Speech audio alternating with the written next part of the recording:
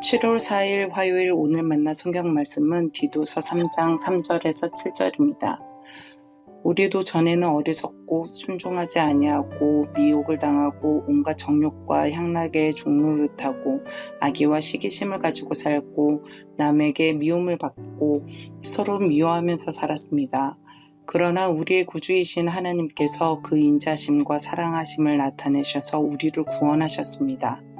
그분이 그렇게 하신 것은 우리가 행한 의로운 일 때문이 아니라 그분의 자비하심을 따라 거듭나게 씻어주심과 성령으로 새롭게 해주심으로 말미암은 것입니다. 하나님께서는 이 성령을 우리의 구주이신 예수 그리스도로 말미암아 우리에게 풍성하게 부어주셨습니다. 그래서 우리는 그분의 은혜로 의롭게 되어서 영원한 생명의 소망을 따라 상속자가 되었습니다. 아멘. 오늘 만나러 만나주시는 하나님을 기대합니다. 오늘 본문은 바울이 그레데 교회 성도들에게 성도의 삶을 살아내도록 권면하는 편지의 마지막 부분에 위치하여 있습니다. 바울은 자신을 포함한 그레데 성도들을 우리라 표현하면서 우리가 변화되기 이전의 삶이 어떠했으며 그리고 그 이후 우리의 모습이 어떻게 변화하였는지를 설명해주고 있습니다. 먼저 바울은 변화되기 전 우리의 모습을 3절에서 이야기하고 있습니다. 우리도 전에는 어리석고 순종하지 아니하고 미혹을 당하고 온갖 정욕과 향락에 종노릇하고 악의와 시기심을 가지고 살고 남에게 미움을 받고 서로 미워하면서 살았습니다. 바울은 어리석음, 불순종, 미혹당함, 정욕과 향락의 종노릇함, 악의와 시기심으로 살아감, 미움받음, 서로 미워함, 이러한 7가지의 모습을 통해서 이전 우리의 정체성을 이야기하고 있습니다.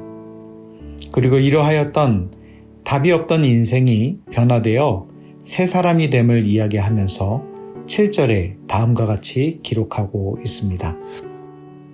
그래서 우리는 그분의 은혜로 의롭게 되어서 영원한 생명의 소망을 따라 상속자가 되었습니다. 아멘. 바울은 이전에 죄악의 노예로 종살이의 흔적만 가득하던 인생이 의롭게 되었고 상속자가 되었다고 말해주고 있는 것입니다. 말씀 안에서 이 3절에서 7절로 변화되는 과정에서 개입하시는 하나님을 발견하게 되었습니다. 오늘 본문 4절은 그러나로 시작하고 있습니다. 그렇게 그때 답이 없던 존재였지만 그러나 하나님의 개입이 모든 것을 바꾸었다라는 의미를 담고 있는 접속사 그러나가 사용되고 있는 것입니다. 그리고 이어서 바울은 죄로 가득한 소망 없는 우리 가운데 개입하시는 하나님을 우리 구주이신 하나님이라 고백합니다. 그리고 그 구주이신 하나님께서 인자하심과 사랑하심을 나타내셨다라고 기록하고 있습니다. 또 이어지는 5절에는 하나님께서 자비하심으로 거듭나게 씻어주셨고 성령으로 새롭게 하여 주셨다고 고백합니다. 그리고 마지막으로 그 하나님께서 6절에 예수 그리스도로 말미암아 우리에게 성령을 풍성하게 부어주셨다고 기록합니다. 하나님의 이러한 직접적인 개입으로 인해서 7절에 그래서 우리는 의롭게 되었고 생명의 소망을 따라 상속자가 되었다고 기록하고 있는 것입니다. 그러면서 바울은 이러한 하나님의 개입을 7절에 또한 은혜다라고 표현하고 있습니다. 바울이 왜 이러한 구조로 우리의 이전의 모습과 이후의 모습 그리고 그 사이에 개입하시는 하나님을 기록하면서 편지를 써갔을까? 당시의 바울의 상황을 묵상해 보게 되었는데요. 디도서는 바울이 그레데 교회의 사역자인 디도에게 보낸 목회 서신입니다. 당시 그레데 교회는 유대 거짓 교사들, 즉 할례파에 속한 자들의 가르침에 의해 혼란스러운 상황 가운데 있었습니다. 이들은 유대인의 족보 이야기와 율법에 관한 논쟁에 사로잡혀 분쟁을 일으키고 성도들과 교회를 온통 뒤흔들 때였던 것입니다. 그래서 바울은 복음의 진리에 근거하여 거짓 교사들에 대한 경고와 성도들의 생활에 관한 권면의 편지를 디도에게 보내게 되었던 것입니다. 그리고 그 편지의 권면을 마무리하면서 우리가 구원받기 이전에 죄의 종노릇했던 모습은 어떠했었는지, 그리고 이제 구원받은 우리의 신분은 무엇인지를 명확하게 구분하여 기록하면서 이 모든 것이 하나님의 개입, 즉 하나님의 은혜 때문이라는 말을 하고 싶었던 것은 아닌가 생각을 해보게 되는 것입니다.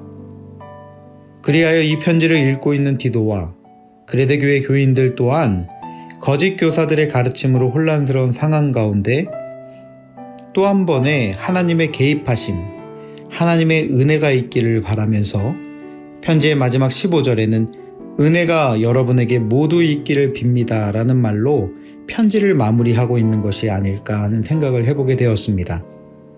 그렇습니다. 사랑하는 높은 뜻 성도 여러분, 하나님은 우리가 죄의 종노릇했던 삶의 자리에 인자와 사랑과 자비하심으로 거듭나게 씻어주셨고 성령을 충만하게 부으사 새롭게 하여 주시는 은혜를 베푸시는 하나님, 개입하시는 하나님이십니다.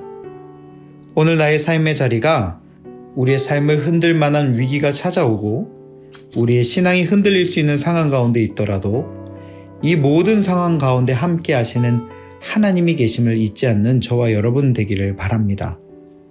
은혜를 베푸시며 역사하시는 하나님을 신뢰하며 오늘도 개입하시는 하나님을 의지하며 살아가는 복된 하루 되시기를 주님의 이름으로 축복합니다.